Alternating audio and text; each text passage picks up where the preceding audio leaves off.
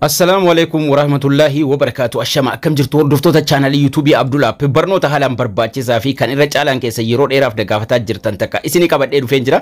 Akkaataa TikTok irraa viidiyoo TikTok maxxansinu irraa galii itti argatan haala kamiin TikTok monetize gochuu dandeenya yookaan immoo galii irraa argachuu dandeenya ka jedhu namoota baay'eetu na gaafataa ture. Karaa 4-5 TikTok irraa galii argachuu dandeenya yookaan immoo maallaqa irraa argachuu dandeenya jechuudha. Karaan arfan shanan kuni kami isa jedhu xiqqaa irraa gara guddaatti sirriitti waliin ilaallaa jechuudha. TikTokiin biyyi isin jirtan yoo monetizationidha eeyyamamaa hin taanellee jechuudha. Biyya feetan keessa teessanii karaalee adda addaatiin TikTok irraa maallaqa salphaatti irraa argachuu dandeessu jechuudha. Kan walii ilaallu tahaa obboleeyyan chaanaalii kanaaf haaraa taatan subscribe gochuun like share hiriyoota keessaniif gochuudhaan haga xumura barnoota kanaatti na waliin tura isiniin jechaa eegan TikTok irraa karaalee ittiin maallaqa hojjechuu dandeenyu tokko lama jennee waliin ilaalla. Akkasuma biyyoota monetizationiin itti eeyyamamaa ta'anis waliin ilaalla. Yoo biyya sana keessa teessan monetizationii guutuu dandeessu sarara sadarkaa tuqurumaan keessa seennee salphaatti waliin ilaalla. Biyyoota kanas waliin ilaalla.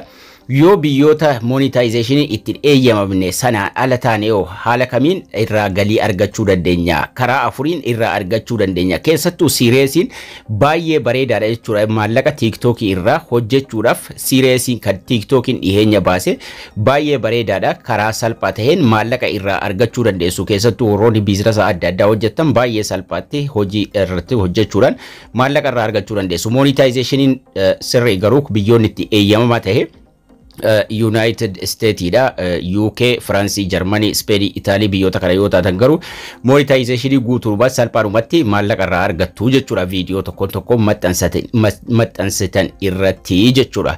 Garuu sireesiidhaan ala warroonni adda kaan jechuudha. Viidiyoo sireesiis haala kamiin akka maxxansitan waliin ilaalla. TikTok irratti maxxansuu hin dandeessan waan ta'eef jechuudha.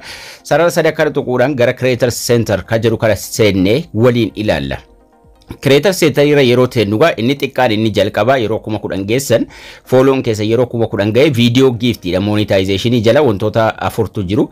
Wantoota arfan sana keessa sireesiin isa baay'ee bareedaadha waliin ilaalla. Sanallee video gift yoo namni gift isinii kenne qofa yeroo follow keessan 10 ol darbe jechuudha. Video gift irraa maallaqa argachuu dandeessu. Kana jechuun video gift ka jedhu kun jalqabarra ni jira. Video gift kana tuqxanii onii gootu ni bantu jechuudha. Onii erga gootanii booda tokkoon viidiyoo isin maxxansitanii irratti viidiyoo giftiin mallattoon isaanii jira. Namni viidiyoo keessan daawwatu sun yoo viidiyoon keessan itti tole yookaan immoo taheef giftii irratti isiniif kennaa jechuudha. Giftiin inni kennu sun maallaqaan biteeti kan inni isiniif kennu isin jajjabeessuudhaaf isa ta'uu dhimma biraatiif tokkoon viidiyoo keessanii giftii qaba waan ta'eef giftii isinii kennuudhaaf akkuma liivii irratti giftii namaaf kennitan yeroo namni geemii taphatu viidiyoo giftii ka jedhu kun kan isin oonii gochuu dandeessan yeroo fooloon keessan 10 gahe oonii gootuu ni bantu jechuudha. Yeroo isin bantan viidiyoo keessan mararrattu mallattoon kun mallattoon isin as jalatti argitan kun ni baha. Mallattoo kanarratti tuquudhaan giftii adda addaa kooyina adda addaatiin jira. Giftii san namni isiniif laatuu danda'a jechuudha. Inni kaan egaan yoo namni isiniif godheedha. Garuu akkasuma subscriptionis sanuma wal fakkaata. Subscriptionis yeroo live center isa ta'u namoonni fedhan isin jala galanii subscribe isin godhu kan jarri subscribe isin godhan maallaqaan subscribe isiniif godhu jechuudha. Wantoota adda addaatu as jala jiru mata dureelee kana itti guutuudhaan subscribe yoo isiniif godhan subscribe goolii qaba, subscribe note, subscribe timer wantoota adda addaa qaba. Giftii feetan as keessaa filachuudhaan namoonni yeroo subscribe isinii godhan maallaqni sun isiniif seenaa jechuudha. Inni taanu sireesitti darbuu keenyaan dura live giftii jira. Live giftiin yeroo isin live seentan namni live irratti giftii adda addaa isiniif kenna. Giftii sanarra maallaqni sun isiniif seena. Maallaqa isiniif seene sana gara PayPalitiin akkaawuntii baankiitti darbitu jechuudha. Inni guddaan garuu kan nuti waliin ilaaluuf deemnu sireesii kana viidiyoo isaa asirratti maxxansuu hin dandeessanii karaatti isin maxxansitan isinitti agarsiisa. Sireesii kana keessattuu wantoota gurgurtaa adda addaa asirratti gurguruu dandeessu. Viidiyoo babbareedaas viidiyoo namoota fayyadanis gurguruu dandeessu. Viidiyoo sana namni maallaqa yoo kaffale malee ilaaluu hin danda'u jechuudha. Viidiyoo siireesii kana gatii waan itti gurguraa jirtan asirratti guuttachuu dandeessu. Garuu diraaftii keessa gala new series jennee waliin haa ilaallu. Yeroo guuttattan asirratti guuttachuu dandeessu. Garuu kan isin viidiyoo maxxansitan bakka biraarraani. Jalqaba add title jira. Title irratti katabattu. Title kun mata duree viidiyoo san irratti katabattu. Mata duree dhimma gurguraartanii. Description bal'inaan asirratti waan describe gochuu dandeessu. Mallattoo ida'uu san tuquudhaan suuraa durarra taa'u sana irra kaayyattu. Suuraan sun suuraa dhimma barbaaddanii waan irratti gurguruu barbaadan sana suuraa sanarra kaa'uudhaan konfirmii godhattu, seevii godhattu. Seevii erga godhattanii booda price and payout jira. Select price ka jedhu kana tuquudhumaan gatii waan itti gurguraa jirtanii san gatii itti baafattu. Gatii erga itti baafattanii kaatanii select discount amount hagam akka discountii goota yookaan immoo irraa hirriftanii gurguruu dandeessan irratti guuttattu. Description irratti barreessuu dirqama. Mata duree erga barreessitanii description barreessitanii gatii waan sana itti gurguraa jirtanis asirratti erga guuttattanii booda haala kanaan next ka jedhu kun jala isaa jira. Next ka jedhu kana tuquudhaan gara fuula duraa deemtu.